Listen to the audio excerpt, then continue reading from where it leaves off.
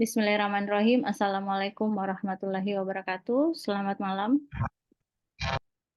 Waalaikumsalam warahmatullahi wabarakatuh. Selamat malam, Bu. Ya, hari ini kita bertemu lagi untuk lanjutan dari mata kuliah Bahasa dan Logika Hukum. Mungkin teman-teman itu selalu mendengar istilah konstruksi teori, konstruksi hukum. Waktu pekan lalu kita bertemu dalam hal membahas ragam bahasa perundang-undangan.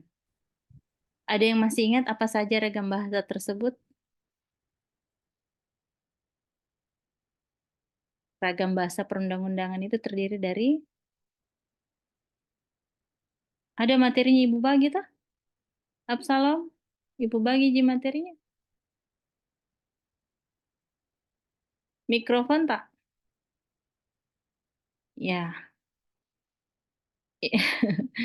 ya, ada 4 yang dimaksud ragam bahasa perundang-undangan.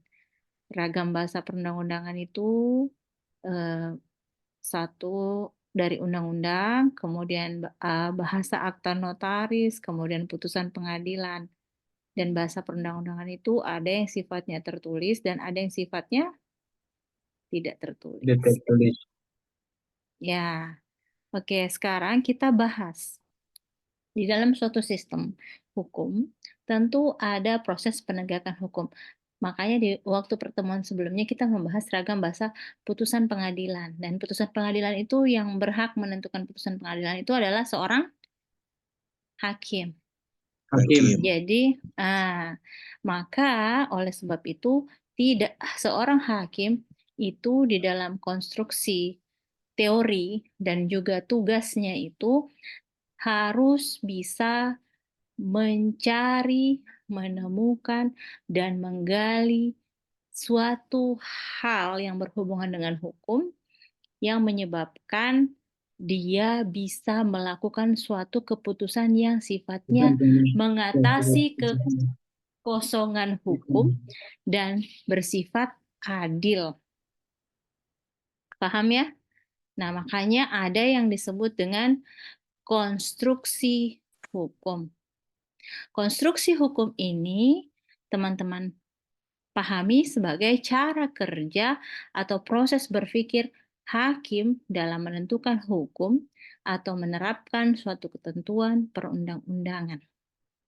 Jadi, di dalam konstruksi hukum ada 3, dan disinilah hakim itu membuat suatu konstruksi agar putusan hukum oleh hakim itu terhadap suatu peristiwa konkret bisa memenuhi tuntutan keadilan dan kemanfaatan. Untuk siapa itu keadilan dan kemanfaatan? Tak lain dan tak bukan adalah bagi pencari keadilan. Pencari keadilan ini difahami sebagai masyarakat. Sampai sini saya pikir mengerti. Jadi, konstruksi hukum ini dilakukan oleh hakim. Bu, apakah profesi penegak hukum lain seperti advokat atau polisi bisa melakukan konstruksi hukum? Iya bisa, tetapi tidak sedetail dan seluas yang bisa dilakukan oleh seorang hakim. Jadi advokat atau penasihat hukum atau konsultan hukum itu dia bisa melakukan suatu analogi, itu yang disebut dengan dia bisa melakukan suatu penalaran untuk mendapatkan suatu hal yang berhubungan dengan suatu masalah, tetapi dia bukan decision maker atau pembuat keputusan di dalam suatu peradilan. Pembuat keputusan dalam suatu peradilan itu adalah seorang hakim. Nah, sekarang kita lihat ada 3 bentuk konstruksi hukum. Yang pertama yang disebut dengan konstruksi analogi, kemudian penghalusan hukum, dan argumentum a contrario. Kalau analogi ini biasa disebut dengan cara argumentum per analogiam. Apa pengertian dari analogi? Analogi ini mungkin teman-teman sering dengar istilah penafsiran. Eh, Ditutup dulu suaranya ya, sebentar kalau memang mau bertanya boleh. Jadi penafsiran ini merupakan peraturan hukum melalui kiasan pada kata-kata dalam peraturan yang berisi asas hukum dan seolah-olah itu memperluas keberlakuan pada suatu peristiwa konkret yang belum ada pengaturannya. Itu disebut analogi. Nah, analogi hukum ini berisi terkait ketentuan tentang kedudukan seseorang, misalnya kalau dalam pasal 452 Kitab Undang-Undang Hukum Perdata. Kan kalau kita sudah belajar di pengantar ilmu hukum, anak yang masih di bawah umur itu berada di bawah perwalian. Orang dewasa yang berlaku boros itu juga di bawah perwalian atau kurator atau suatu lembaga yang nanti akan mewakili melaksanakan hak-haknya dan bahkan mendapatkan apa yang seharusnya didapatkan, misalnya dalam eh, pendanaan, dalam eh, pembiayaan kehidupannya. Kenapa kemudian sesuai dengan pasal 452 yang menyatakan orang yang ditempatkan di bawah pengampuan berkedudukan sama dengan anak yang belum dewasa. Nah, ini karena sekalipun dia sudah masuk kategori orang dewasa yang menurut hukum seharusnya dipersepsi punya kemampuan untuk melakukan hak dan kewajiban, tetapi karena dia mempunyai satu kekurangan yaitu bersifat boros, maka dia harus punya wali, punya pengampu, punya orang yang diwakili atau diwakili oleh suatu institusi yang berwenang untuk menjalankan bagian-bagian perwaliannya. Begitupun dengan ketika dia ingin melakukan perkawinan, sekalipun dia orang dewasa, tapi berdasarkan pasal 38 dan 151 dalam KUH Perdata itu berlaku ketentuan karena keborosannya itu dia harus dibawa pengampuan. Nah, ya selama ini logikanya yang di bawah perwalian atau pengampuan itu biasanya anak yang belum dewasa. Tetapi karena dia boros, kalau dia tidak diwakilin, maka menurut pasal 38 dan 151 berlaku terhadapnya sekalipun dia sudah dewasa. Itulah yang disebut dengan analogi. Ada pasal-pasal yang dari 331 sampai 344 KUH Perdata ini memuat juga terkait dengan pengampuan tersebut.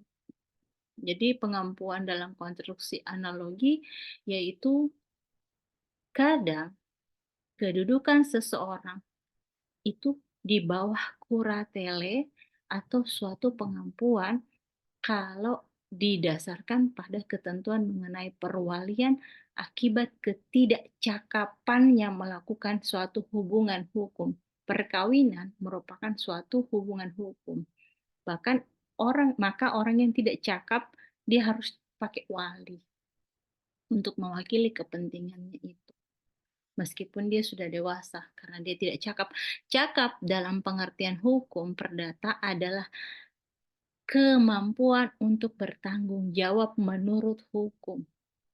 Bukan cakap artinya ganteng, tampan, cantik, segar, dan bukan. Tapi memang cakap, punya kompetensi. Seperti itu ya. Oke. Selanjutnya, itu dalam perdata boleh dilakukan yang namanya analogi. Kita lihat sekarang bagaimana di bidang hukum pidana. Yang perlu teman-teman catat, untuk hukum pidana terdapat suatu asas yang sangat penting. Berdasarkan pasal 1 ayat 1 KUH Pidana, ada 3 asas penting. Yang pertama, nullum delictum nulla poena sine prevei lege punali. Artinya, tiada seorang pun dapat dipidana atau dikenakan tindakan kecuali perbuatan yang dilakukan telah ditetapkan sebagai tindak pidana dalam peraturan perundang-undangan yang berlaku pada saat perbuatan itu dilakukan. Itu yang disebut dengan asas legalitas. Nanti ingat-ingat ya teman-teman, kalau disebut di Indonesia itu seperti apa? Orang tidak bisa dipidana berdasarkan pasal 1 ayat 1 Kitab Undang-Undang Hukum Pidana kalau tidak ada peraturan yang ditetapkan sebelumnya. Jadi sekalipun misalnya dia melakukan pelanggaran terhadap penyalahgunaan suatu obat terlarang, tetapi ternyata setelah diperiksa obat yang dianggap adiktif dan terlarang itu belum ada pengaturannya di dalam ketentuan undang-undang atau turunan dari ketentuan tersebut atau juntonya atau acuannya, maka orang tersebut tidak bisa dikenakan pasal penyalahgunaan karena tidak ada aturannya. Itu asas pertama, nullum delictum nulla poena sine prave lege punali. Yang kedua, di dalam hukum pidana itu ada namanya asas retroaktif atau bahwa undang-undang yang berlaku di negara kita itu Indonesia, tidak diperlakukan surut. Jadi undang-undang selalu ada material terbarunya sebagai revisi pembaru dari aturan hukum yang tujuannya itu visioner. Kan makin ke sana itu orang semakin complicated atau semakin besar cara mereka melakukan modus operandi kejahatan.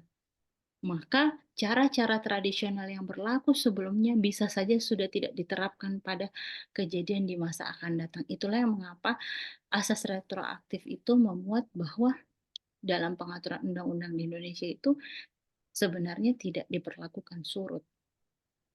Nah, yang ketiga dalam asas hukum pidana itu ada yang secara ini paling penting, substansial, Kuliah apa? Kuliah.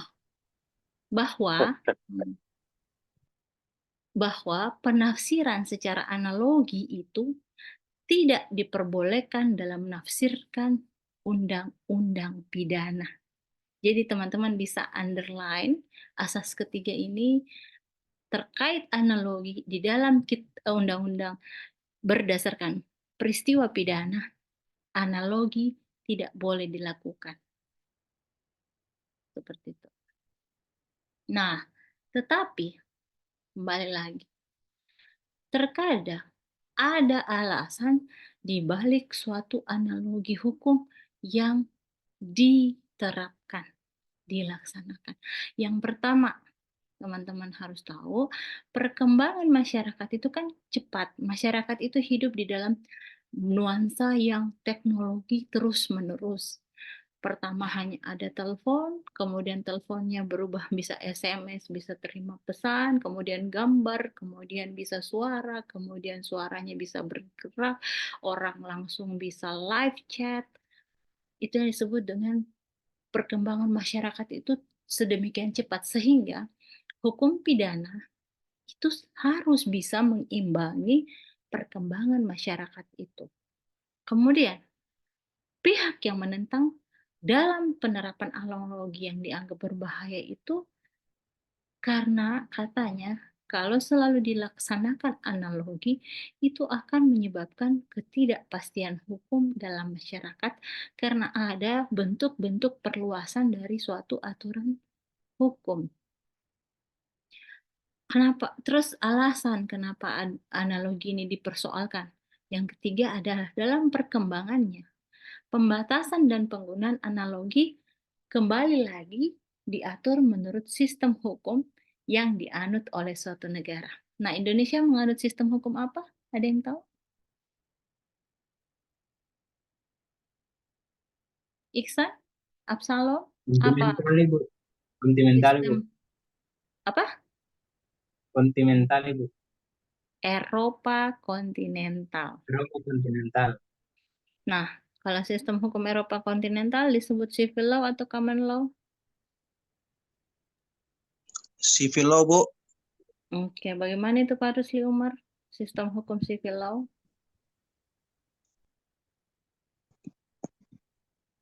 Hakim itu cenderung menjadi corong dari undang-undang, aturan hukum.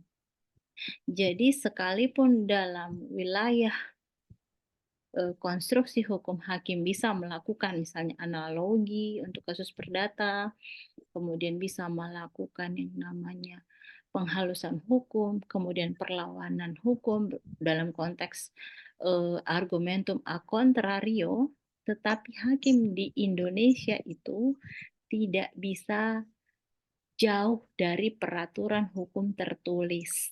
Makanya dia disebut sebagai corong undang-undang. Sementara dalam sistem Anglo-Saxon, Anglonya Amerika itu bahkan lebih fleksibel lagi. Hakimnya bahkan bisa melakukan penciptaan hukum. Seperti itu ya. Artinya apa? Kalau dia tidak dapat di mana-mana, dia tidak dapat mencari, menggali, menemukan, dia bisa membuat satu aturan hukum sesuai dengan pendapat hukumnya dia. Tapi kalau di sistem Eropa kontinental, hakim itu seperti layang-layang. Dia bisa terbang kemana-mana, ke kanan, ke kiri, mengikuti angin, tetapi dia tetap ada talinya. Seperti itu. Nah, yang keempat, kenapa analogi hukum itu banyak disoalkan? Karena larangan untuk menggunakan penafsiran secara analogi dalam hukum pidana dimaksudkan untuk mencegah timbulnya suatu keadaan di mana adanya suatu ketidakpastian hukum pada masyarakat itu menjadi besar, sehingga masyarakat yang sebelumnya harusnya mendapatkan kepastian dalam suatu ketentuan yuridis, ketentuan tertulis yang terdapat dalam undang-undang, dalam konstruksi analogi, dia akan menjadi abstraksi sangat kabur. Sehingga yang semula dalam aturan undang-undang itu misalnya dilarang, tapi karena dilakukan analogi bisa saja dia menjadi perbuatan yang tidak dilarang. Dan itu cukup substansial fatal untuk pidana. Nah, ini ada salah satu pendapat dari Profesor Andi Hamzah. Beliau menyatakan dalam belajar terkait mengambil suatu analogi itu bisa dua, disebut gezat analogi dan reh analogi. Kalau dalam analogi gezat analogi itu perbuatan yang disebut sama sekali tidak terdapat dalam ketentuan pidana. Sementara reh analogi adalah analogi terhadap perbuatan yang mempunyai kemiripan dengan perbuatan yang dilarang dalam ketentuan hukum pidana. Nah, itu pembicaraan tentang analogi. Jadi teman-teman harus ingat tadi, analogi bisa dilakukan pada suatu peristiwa perdata, dalam konteks misalnya terkait pengampuan atau kuratele, sementara untuk hukum pidana agak riskan melakukan suatu analogi atau perluasan suatu aturan karena bisa menyebabkan ketidakpastian hukum. Nah, yang kedua, hakim bisa melakukan konstruksi hukum dalam posisi penghalusan hukum. Kalau analogi perluasan, dalam konstruksi teori penghalusan hukum berarti Rechtsverfechting itu lebih kepada penghalusan hukum yang biasa disebut mempersempit suatu aturan hukum. Refinement of the law. Jadi kalau analogi memperluas, penghalusan hukum itu mempersempit. Penghalusan atau penyempitan hukum kenapa diperlukan? Karena kadang-kadang ada cakupan dari perumusan undang-undang itu terlalu luas. Sehingga untuk menerapkan pada suatu peristiwa konkret, hakim itu cakupannya bisa membuat satu aturan tersebut bisa diperhalus.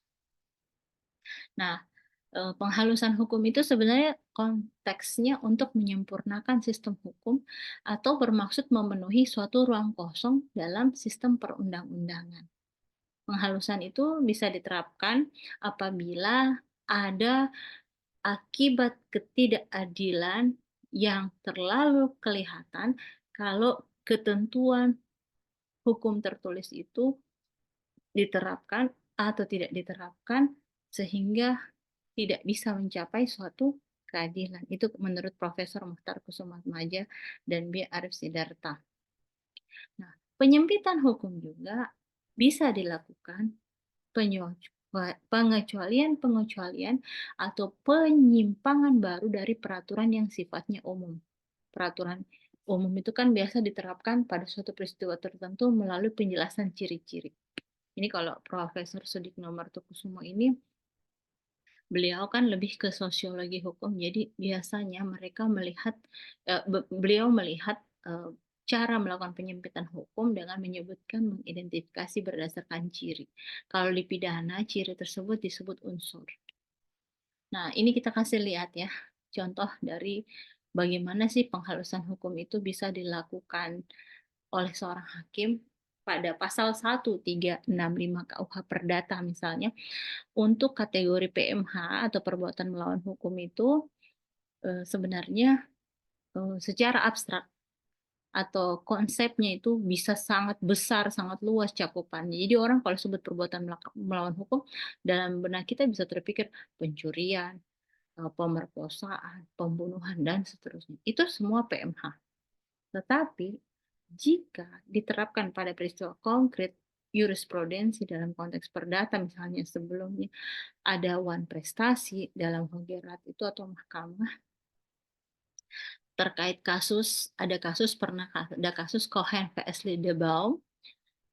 PMH ini diartikan menjadi berbuat atau tidak berbuat yang melanggar hak seseorang atau bertentangan dengan kewajiban hukum pelaku atau bertentangan dengan kesusilaan atau sikap berhati-hati yang seyogyanya di dalam masyarakat terhadap orang atau benda. Itu untuk perdata.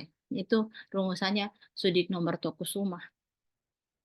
Sementara kalau almarhum Profesor Mohtar dan Profesor Arif Sidarta, itu dia kasih contoh ya. Misalnya pada pelaksanaan penarikan pajak bumi dan bangunan atau biasa disingkat PBB. Jika pemilik itu sudah tidak mempunyai penghasilan lain selain tanah dan bangunan yang ditempati, tapi tanah itu hanya dibiarkan tidak bisa dia garap karena dia sudah tua, maka ketentuan undang-undang yang mengharuskan orang melakukan pembayaran atau pelunasan iuran pajak bumi dan bangunan ini jangan diperlakukan atau jangan diterapkan pada orang tua yang sudah lemah ini. Karena kalau undang-undang pajak bumi dan bangunan ini tetap dilaksanakan, tetap ditegakkan berdasarkan aturan tersebut, ini bisa cenderung tidak adil bagi si kakek atau si orang tua ini. Aturan itu bisa berlaku kalau misalnya tanah dan bangunan itu produktif dan dikelola sehingga menghasilkan suatu dana yang bisa dipakai untuk bayar iuran PBB. Tapi dalam kondisi ini tidak boleh diterapkan berdasarkan aturan yuridis tok, tapi harus mempertimbangkan ketidakmampuan orang tua ini untuk membayar berdasarkan bahwa tanah dan bangunan itu dia hanya bisa tempati, dia tidak punya penghasilan lain, maka ketentuannya tidak adil dan memaksa menarik iuran pajak bumi dan bangunan. Itu yang disebut dengan bentuk contoh penghalusan hukum. Nah, jadi sudah ada dua contoh untuk penghalusan hukum, istilah PMH. Perbuatan melawan hukum itu dalam kategori perdata bisa disebut berbuat atau tidak berbuat. Dan yang kedua, dalam hal penerapan pajak bumi dan bangunan berdasarkan ketentuan yang pro kepada keadilan untuk orang tua yang sudah tidak mempunyai sumber penghasilan meskipun dia punya tanah dan bangunan. Nah, itu yang kedua, penghalusan hukum atau disebut reverfaining. Sekarang kita yang ketiga. Konstruksi hukum oleh hakim itu bisa berbunyi argumentum a contrario atau a contrario. Apa itu a contrario? Tadi analogi berarti perluasan hukum.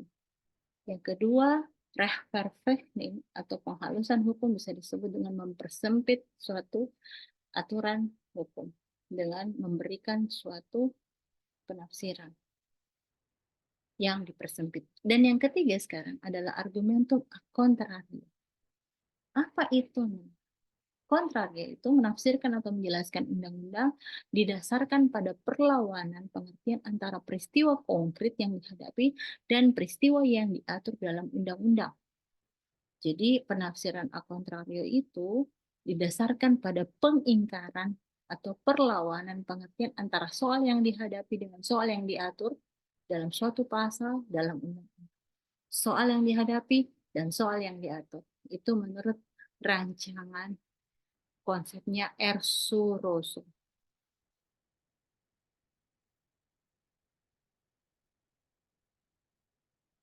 Ini.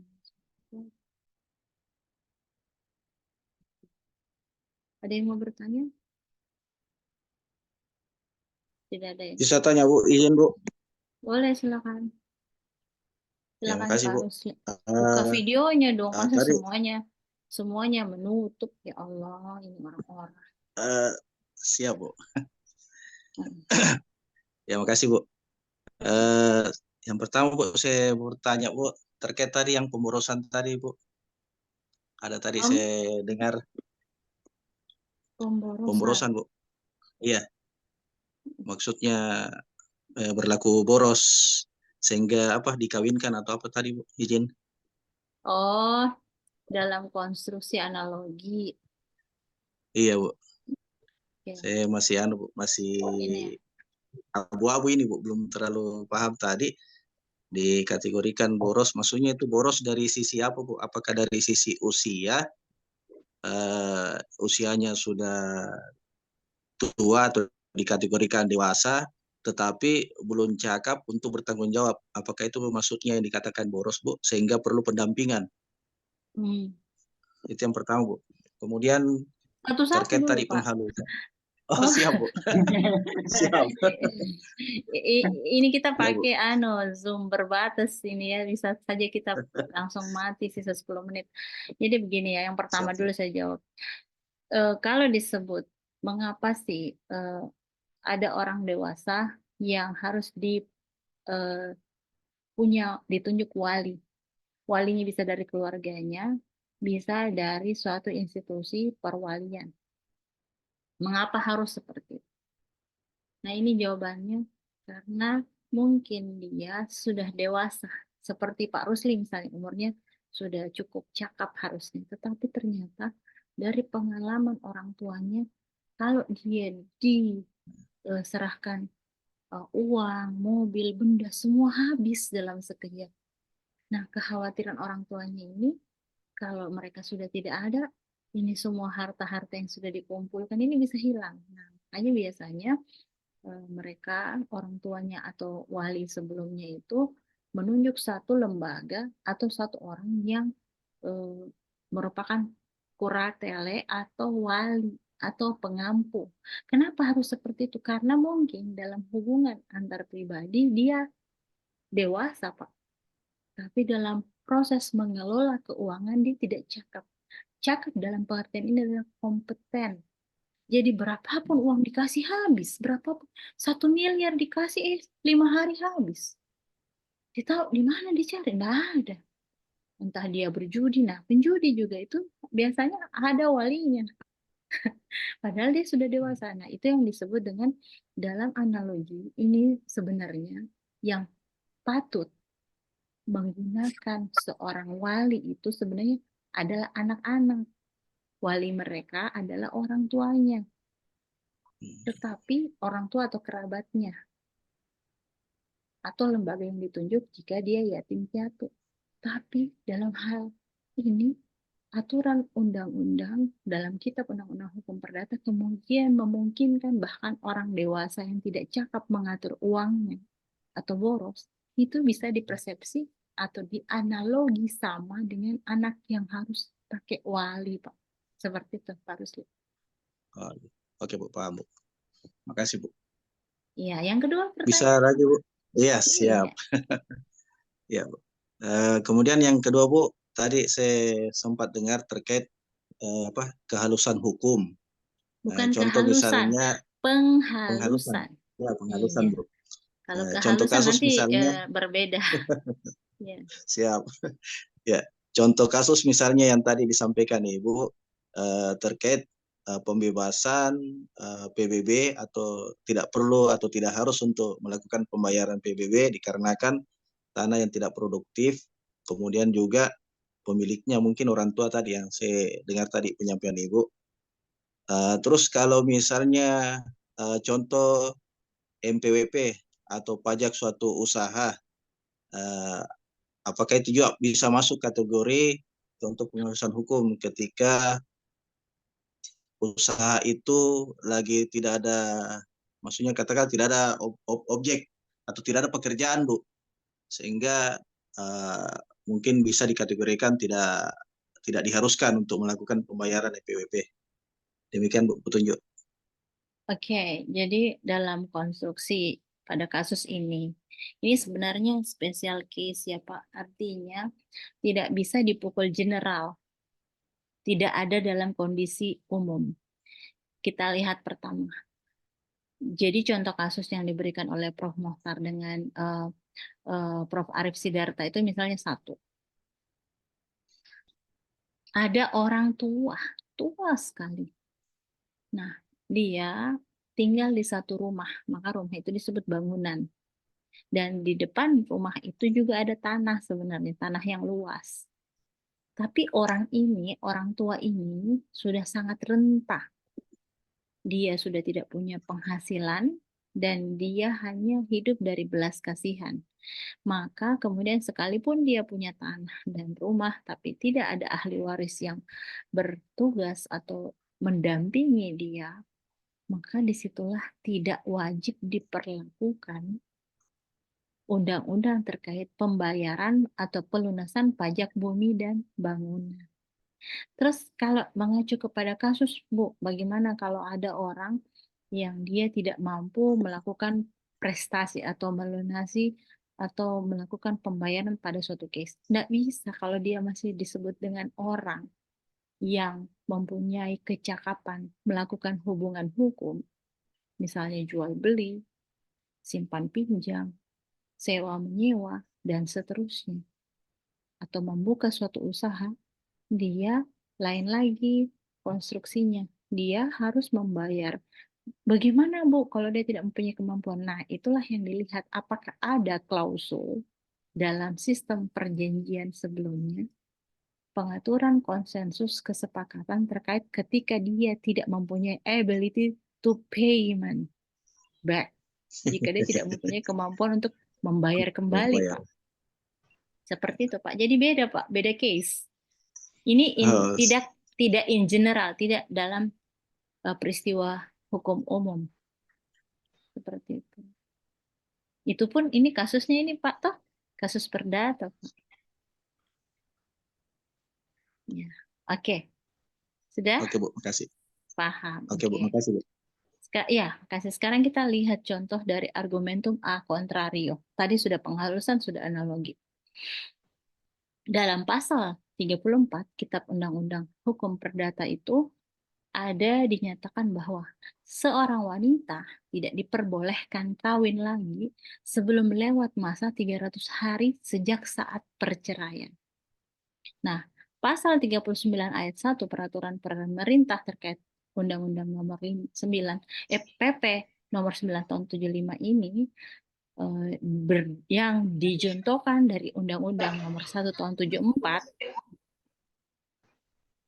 tentang perkawinan menyebutkan bahwa waktu tunggu bagi seorang janda sebagaimana dimaksud pada pasal 11 ayat 2 Undang-Undang nomor 1 tahun 74 tentang perkawinan itu ada jika atau apabila satu perkawinan putus karena kematian.